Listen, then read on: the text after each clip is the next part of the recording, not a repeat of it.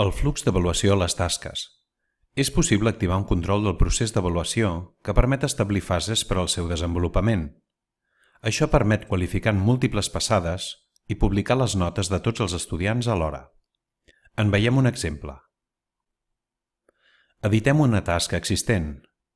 Caldrà activar el flux d'avaluació a la secció Qualificació. Com sempre, desem els canvis. Ara anem a veure les trameses de la tasca.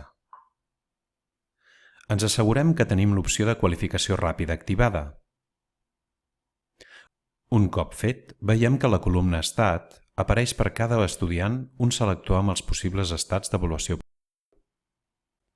Podem utilitzar els estats per anar indicant el punt al qual es troba cada avaluació.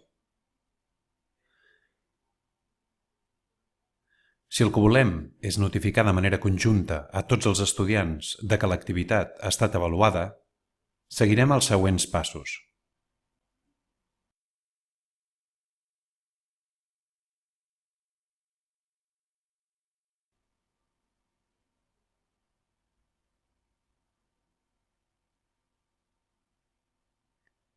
Gràcies per la vostra atenció.